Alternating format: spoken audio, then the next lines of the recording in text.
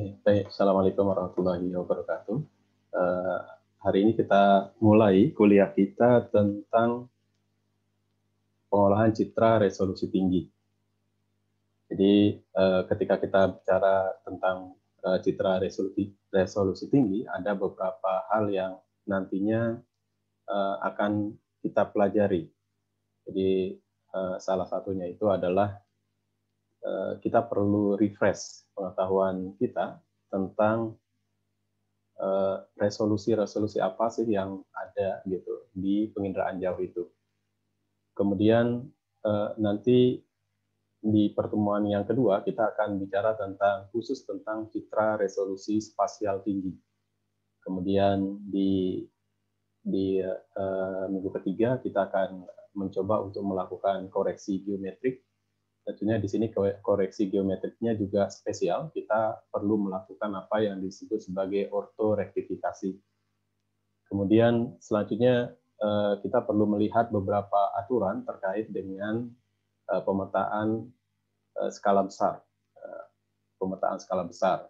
Jadi kita akan merujuk ke spesifikasi teknis pemetaan RBI, misalkan punyanya BIG, kemudian kriteria pemilihan dan pengukuran ground control point, dan sebagainya. Nah, saya nanti akan ngajar hanya setengah semester saja, kemudian nanti akan diteruskan oleh dosen lainnya. Baik, Bapak Ibu semua, jadi di pertemuan kita kali ini saya hanya ingin refresh saja ya, memberikan sedikit penyegaran tentang materi yang saya kira sudah sangat sering Bapak Ibu temui, baik itu di S1 ataupun di tempat-tempat lain, entah itu di pekerjaan atau di training. Jadi ketika kita bicara tentang penginderaan jauh terkait dengan citranya, itu ada hal-hal yang harus kita ketahui. Nah, tapi sebelum itu ini ada pesan sponsor sedikit, jadi bahwa di semester ini kita akan kuliah full, Bapak Ibu, full daring. Jadi kalau kemarin itu kita setengahnya daring, kalau ini kita akan full daring. Nah, untuk itu nanti khusus untuk praktikum kita harus mulai memikirkan bagaimana cara melakukan praktikum jarak jauh. Jadi sebagai catatan bahwa mata kuliah ini datanya besar-besar sekali. Jadi besar-besar sekali. Jadi ini yang harus kita pertimbangkan karena tidak hanya terkait CSRT-nya saja, tapi juga nanti harus ada data DEM-nya. Kemudian semua materi kuliah dan tugas nanti akan saya kirim ke MyITS Classroom. Ini sebenarnya semua sudah siap, kecuali sistemnya yang sepertinya ada kendala hari ini. Kemudian kita diminta untuk mengisi presensi menggunakan QR code. Jadi sebagaimana yang sudah saya kirimkan. Jadi paling cepat 15 menit sebelum kuliah akan saya kirimkan. Kemudian nanti setelah selesai Bapak Ibu diminta untuk mengisi berita acara terkait dengan perkuliahan kita. Gitu. Baik, sesuai dengan judul materi kita hari ini, kita akan membahas 4 hal. Yang pertama itu adalah resolusi spasial, kemudian yang kedua itu adalah resolusi spektral, kemudian yang ketiga adalah resolusi temporal, dan yang keempat adalah resolusi radiometrik. Di sisi kita sebenarnya yang berpengaruh besar itu sebenarnya yang spasial saja, yang lain-lain ini sudah kadang kita nggak punya pilihan untuk menggunakan data dengan resolusi yang berbeda. Dan di mata kuliah kita yang dimaksud dengan resolusi tinggi itu adalah resolusi spasialnya, jadi bukan yang lain. Jadi resolusi spasial yang tinggi. Nah, ini adalah tentang resolusi spasial tadi. Jadi bahwa resolusi spasial itu sebenarnya kalau kita ditanya resolusi spasial itu apa sih gitu. Jadi ini saya dapat cara yang sedikit berbeda ketika saya diminta untuk memahami resolusi spasial. Jadi ketika kuliah di NCU itu tidak diberi definisi. Jadi yang diberi itu justru pertanyaan. Dan jawaban dari pertanyaan itulah definisinya. Nah, Sebagai contoh, misalkan di sini adalah untuk mengetahui apa resolusi spasial itu, cobalah bertanya dengan pertanyaan yang seperti yang ada di slide ini. Jadi, berapakah ukuran objek yang bisa diwakili oleh satu piksel? Nah, maka pertanyaannya itu adalah resolusi spasialnya. Sehingga kira-kira resolusi spasial itu adalah ukuran piksel minimum itu yang bisa ditangkap oleh sensor. Jadi makin kecil objek yang bisa ditangkap oleh sensor itu, maka resolusi spasialnya makin tinggi. Begitu juga sebaliknya.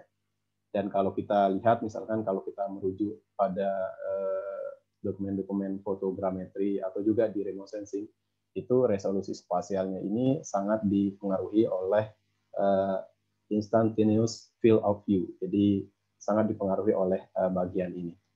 Dan kita juga harus sadar ketika kita misalkan menggunakan data citra penginderaan jauh, di mana platformnya itu adalah satelit yang jauh sekali gitu ya, jaraknya jauh sekali, 700 misalkan kalau kita menggunakan Landsat sekitar 709 km di permukaan bumi. Itu artinya adalah spasial resolusi yang disediakan itu adalah spasial resolusi pada nadir, persis di bawah nadir, di nadirnya. Sementara makin jauh dari nadir, tentunya nanti akan ada field-nya, sehingga resolusi spasialnya akan makin rendah. Jadi objek yang bisa dikenali itu makin besar, sehingga dia makin tidak detail atau resolusi spasialnya makin rendah. Ini adalah contoh yang sangat sering dipakai. Jadi di lab kami di NCU itu ketika masuk laboratorium itu gambar inilah yang ditunjukkan untuk memberi pemahaman kepada mahasiswa bahwa ininya saya pindah ke sini sedikit ya. Bahwa efek dari perbedaan resolusi spasial itu sangat mudah dikenali oleh mata kita. Jadi sebagai contoh di bagian kiri atas ini kita bisa lihat ini adalah gambar atau citra yang memiliki resolusi 0,5. Di S1 kita diajari bahwa ketika kita menyebut resolusi 0,5 itu artinya ukurannya adalah 0,5 kali 0,5. Karena piksel itu segi 4, persegi 4. Kemudian kalau kita ubah, misalkan kita turunkan resolusi spasialnya menjadi 1 kali 1 meter, itu efeknya mungkin belum terasa di sini. Tetapi ini kalau gambarnya gede, itu kita bisa lihat bahwa gambarnya lebih buram daripada yang sebelah kiri.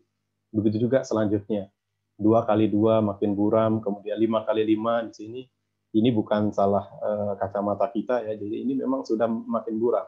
10 kali 10 sudah ada, tidak hanya buram, beberapa objek sudah mulai tidak terlihat. Di 20 kali 20 juga seperti itu, dan seterusnya. Jadi ketika kita memanfaatkan data penginderaan jauh, khususnya untuk pemetaan di geodesia atau di geomatika, itu yang paling berperan itu adalah resolusi spasial, resolusi spasialnya. Sehingga ini perlu kita perhatikan. Ini adalah salah satu hal yang harus kita pastikan kesesuaiannya dengan kebutuhan pekerjaan kita. Jadi ini adalah contoh misalkan Landsat generasi 1 yang diluncurkan tahun 78 itu 80 meter resolusi spasialnya. Kemudian Spot Stereo tahun 86 yaitu 10 meter, Ikono 1 meter, begitu seterusnya sampai misalkan kita perhatikan yang terbaru misalkan WorldView 3 itu sudah di bawah 1 meter, sekitar 21 atau 23 cm saat ini. Dan teknologi itu makin berkembang, resolusi spasialnya ini juga makin bagus, jadi makin tinggi. Sehingga keperluan kita yang sebelumnya terbatas, tidak bisa kita pakai, data-data penginderaan jauh itu tidak bisa terpakai karena tingkat detail dari objek di permukaan bumi itu terbatas. Sekarang sudah bisa diatasi dengan satelit baru dengan sensor-sensor yang jauh lebih canggih. Kemudian yang kedua itu adalah resolusi spektral. Nah, sama dengan yang tadi. Jadi pertanyaannya seperti ini. Jadi seberapa sempit panjang gelombang yang dapat direkam? Jadi makin sempit panjang gelombang yang bisa direkam, itu artinya resolusi spektralnya itu makin tinggi. Itu pengertian pertama. Kemudian di satu sisi lain, itu resolusi spektral itu didefinisikan dengan pertanyaan yang kedua.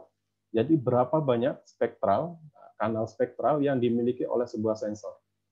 Nah, ini sebenarnya ini tidak terlalu jauh artinya. Jadi logikanya semakin banyak kanal spektral di spektrum tertentu, misalkan 400 sampai 700 gitu, nanometer misalkan, semakin banyak kanalnya, itu artinya panjang gelombangnya akan makin sempit gitu. Jadi panjang gelombangnya makin sempit. Sehingga ini menjadi apa namanya saling melengkapi dua pengertian ini. Tapi yang secara umum yang dipakai itu adalah yang pertama. Jadi seberapa sempit panjang gelombangnya. Jadi bisa jadi nanti kita hanya bicara tentang satu kanal saja. Nah, kalau satu kanal, dia nggak bisa dijawab dengan pertanyaan yang kedua. Sehingga dia harus dijawab dengan pertanyaan pertama. Jadi kalau misalkan kanalnya cuma satu, berapa resolusi spektral, misalkan pada panjang gelombang biru, misalkan, maka jawabannya itu adalah bandwidth-nya atau lebar pitanya. Ini adalah contoh di Aqua, ini adalah band kita perhatikan di sini dari 0,4 mikron sampai 0,456 mikron. Jadi banyak sekali apa namanya kanal yang ada di sini.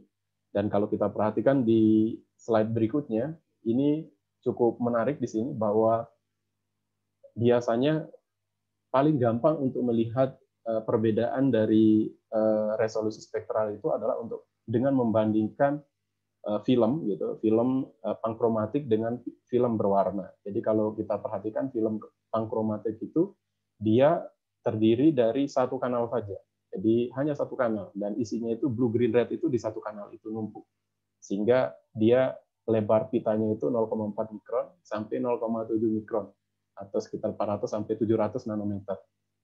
Itu satu kanal. Kemudian yang kedua, kalau film berwarna itu spektrum ketiga warna itu tetap 0,4 sampai 0,7, tapi dia dicacah jadi 3. Jadi untuk blue-nya sendiri dia punya kanal sendiri. 0,4 sampai 0,5 mikrometer. Kemudian green-nya, hijaunya 0,5 sampai 0,6. Kemudian birunya, merahnya itu 0,6 sampai 0,7. Nah, kalau kita perhatikan di sini, dengan pertanyaan yang pertama gitu, seberapa besar, seberapa lebar pita spektralnya, misalkan untuk yang pertama itu jawabannya itu adalah 0,3 mikron. 0,3 mikron. Nah, sementara yang kedua ini bisa dengan dua pertanyaan yang tadi. Jadi kalau yang dengan pertanyaan pertama itu harus jelas kanal yang disebut mana. Misalkan kalau yang berapa lebar pita biru, jawabannya itu adalah 0,1 mikron atau 100 nanometer. Tapi juga bisa pertanyaannya langsung saja berapa misalkan resolusi spektral dari film berwarna ini, itu maka jawabannya itu adalah 3. Ya, 3 kanal. Jawabannya adalah 3 kanal. Oke, selanjutnya adalah untuk apa sih saya memiliki spektral yang banyak gitu. Untuk apa sih? Ini kita bisa bandingkan. Misalkan di sini ada dua buah sensor. Yang pertama itu adalah MODIS, kemudian yang kedua itu adalah apa namanya Aviris. Jadi kalau MODIS ini di gambar ini dia punya 1, 2, 3, 4, 5, 6 kanal saja. Kemudian kalau Aviris ini saya nggak bisa hitung. Nah, ini dia punya sekitar 224, maaf, 224. Saya taruh di sini saja supaya nggak mengganggu. Dia punya 224 spektral band apa namanya di sini. Nah, sementara misalkan kalau kita bandingkan dengan MODIS itu sampai 36 kanal. Efeknya apa? Efeknya itu adalah jika spektrumnya ini sama, jadi dari misalkan di sini dari 400 sampai 2500 misalkan, itu kalau makin banyak kanal yang kita miliki itu maka makin lengkap informasi yang bisa kita dapatkan. Karena apa? Karena harusnya kalau kita punya sensor analog itu yang terekam itu adalah yang continuous ini, yang hitam ini. Tetapi karena sensor kita itu discrete, maka dia apa namanya nggak bisa continuous.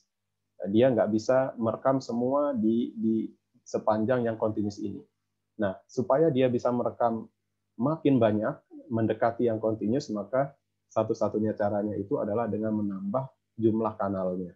Jadi makin banyak kanalnya, ini yang merah-merah, maka yang hitam tadi itu tertutupi semuanya. Nah, ini adalah efeknya. Jadi ini adalah simulasi. Efeknya apa sih? Ini adalah ketika kita ingin mengenali objek di permukaan bumi. Jadi mengenali secara digital tentunya, bukan secara visual. Jadi contohnya di sini misalkan saya punya 3 kanal di sini. Seandainya saya punya 3 kanal, yang merah ini ada 3 dot di sini, maka sensor ini tidak bisa mengenali 2 objek. Pinewood gini, Venus dan Graceland. Tidak bisa mengenali 2 ini. Karena apa? Karena persis di apa namanya di kanal yang saya pakai itu responnya sama. Jadi responnya sama, sehingga 2 objek ini tidak bisa saya kenali atau saya anggap dia sama.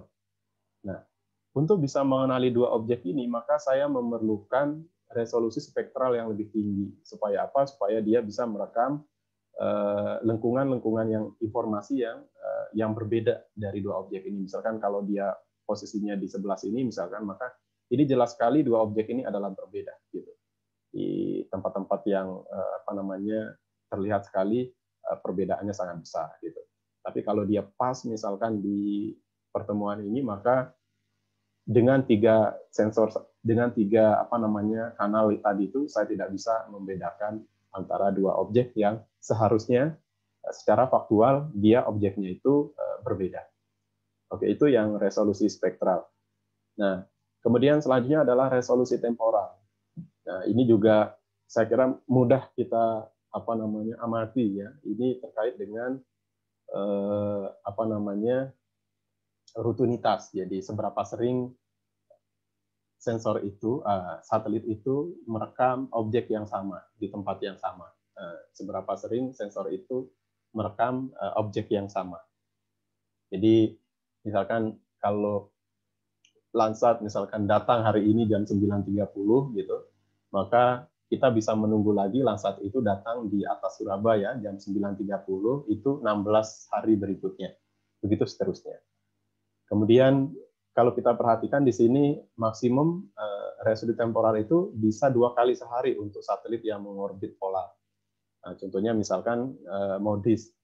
MODIS sebenarnya secara teori itu hanya 1 sekali sehari, tetapi karena dia punya 2 satelit kembar gitu dengan orbit yang berkebalikan, satu descending, satu ascending gitu, maka dalam 1 hari kita bisa mendapatkan rekaman MODIS 2 kali sehari di tempat yang sama, 1 pagi, 1 sore. Nah, kemudian bagaimana jika satelitnya itu tidak mengorbit polar, tapi dia mengorbit geostasioner? Itu artinya kalau geostasioner itu dia dalam tanda kutip diam di posisinya. Jadi karena apa? Karena revolusi satelit itu mengitari bumi itu sama dengan rotasi bumi. Artinya dia tetap diam relatif terhadap posisi di bawahnya. Kayak misalkan kalau ada satelit geostasioner di atas Surabaya saat ini gitu, seterusnya nanti 1 jam kemudian, 3 jam kemudian, atau nanti malam, besok, dan seterusnya, dia tetap berada di atas Surabaya. Nah, biasanya yang mengorbit geostasioner ini rata-rata adalah apa namanya satelit cuaca. Satelit cuaca untuk tujuan penginderaan jauh itu satelit cuaca. Tapi yang lain yang banyak dipakai itu adalah untuk keperluan telekomunikasi. Nah, ini adalah contoh saja. Jadi kalau kita perhatikan misalkan Landsat itu rata-rata 16 hari, yang terbaru 16 hari, 4, 5, 7, 8 itu 16 hari. Generasi sebelumnya itu adalah 18 hari. Kemudian kalau yang NOAA APHR itu 1 kali sehari gitu untuk APHR yang sama, jadi karena dia punya banyak sekali satelit. Kemudian Spot juga yang ini 26 hari, kemudian MODIS ini harusnya ini setengah hari karena dia punya dua satelit kembar yang mengorbit bumi.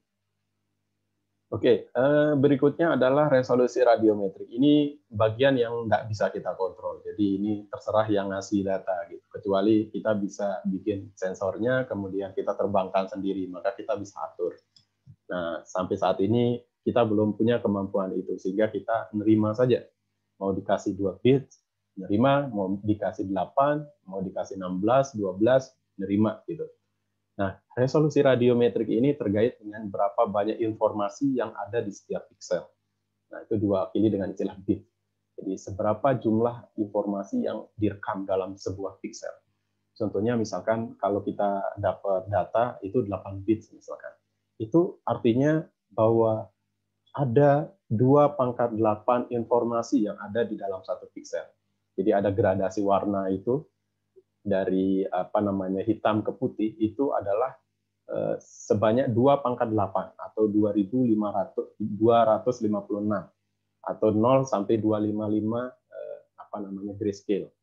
Nah, bagaimana jika saya punya 16 misalkan? Kalau 16 berarti 2/16. Saya agak lupa ini, mungkin 65536 kalau nggak salah. 65 ribuan jumlah gradasi warnanya. Ini adalah contoh jika saya punya 2 bit, yang sebelah kanan ini 2 gitu, dengan yang kiri itu 8. Jadi kalau 2 itu makin sedikit informasi yang saya peroleh gitu. Sementara yang kalau 8 bit dia makin banyak. 16 bit makin banyak lagi, tapi efeknya adalah makin banyak informasi yang ada di setiap pixel, itu artinya ukuran filenya gitu, itu makin besar gitu. Nah, ini saya coba untuk melakukan penggabungan gitu. Kira-kira kalau kita lihat spasial, temporal, spektral, radiometrik itu seperti apa sih? Kira-kira seperti berdasarkan definisi. Jadi kalau spasial itu adalah ukuran piksel dari citranya. Kemudian kalau yang temporal itu adalah revisiting frequency of satellite sensor. Jadi berapa sering dia kembali lagi ke tempat yang sama gitu. Kemudian kalau yang spektral itu adalah jumlah atau posisi dari kanal di spektrum gelombang elektromagnetik yang dimiliki oleh sensor. Kemudian kalau yang radiometrik itu dia itu terkait dengan perubahan terkecil pada level intensitas yang bisa dideteksi oleh sistem pengindra atau yang bisa dideteksi oleh sensor. Ini adalah perbandingan yang kira-kira mungkin bisa menjadi gambaran kita. Jadi kalau disebut high, medium, low itu kira-kira modelnya seperti ini. Jadi kalau yang spasial itu high spatial resolution itu atau resolusi tinggi itu sekitar 0,5 sampai 4 meter. Nah, sekarang di Indonesia itu ada pengertian baru, ada namanya CSRT, ada namanya citra resolusi sangat tinggi, ada lagi CRSST. Nah, yang CRSST itu dia biasanya di bawah 2,5 meter. Ini dibagi dua, ada yang tinggi, ada yang sangat tinggi. Nah, nanti biasanya untuk keperluan kita memerlukan yang sangat tinggi, tidak cukup dengan yang tinggi. Kemudian yang medium itu sekitar 4 sampai 30 meter, kemudian yang low itu di atas 30 meter. Nah, untuk Landsat sebagai perbandingan kita memiliki 30 meter untuk yang yang visible-nya, bukan yang pankromatiknya. Nah, yang temporal juga seperti itu. Jadi yang high itu disebut sebagai high jika dia bisa kembali lagi gitu merekam pada hitungan kurang dari 24 jam sampai 3 hari. Nah, sekarang itu kan yang direkam itu oleh satelit cuaca itu video, bukan foto. Artinya dia tergantung frame-nya. Jadi kalau frame-nya itu bisa merekam per 1 detik, ya itu berarti bahwa resolusi temporalnya itu sedikit gitu. Kemudian kalau yang medium itu 4 sampai 16 hari, kalau yang low kurang dari lebih dari 16 hari. Kemudian kalau yang spektral itu, yang high itu adalah biasanya kalau satelit itu di atas 220 kanal. Kemudian kalau yang medium itu 3 sampai 15, kemudian kalau yang low itu adalah 0 sampai 3. Itu disebut sebagai low.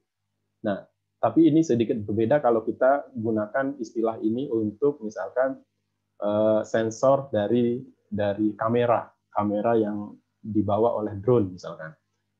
Untuk drone itu saya pernah banyak periksa referensi, itu 40 saja sudah masuk sebagai high atau hiperspektral. Jadi yang ini disebut hiperspektral, yang ini medium, ini yang low.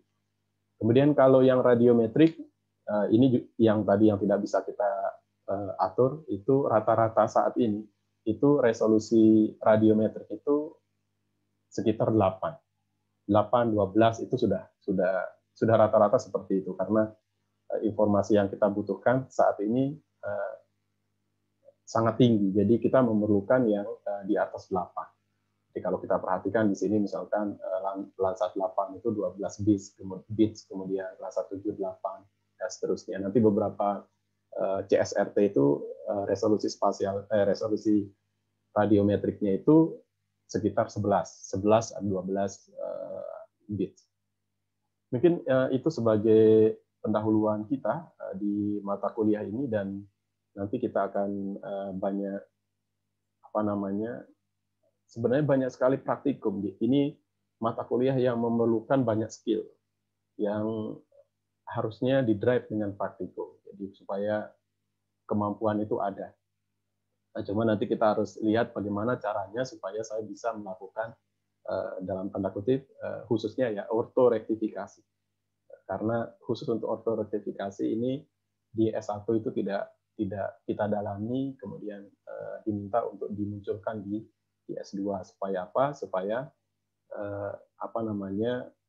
banyak sumber daya manusia yang memiliki kemampuan ini.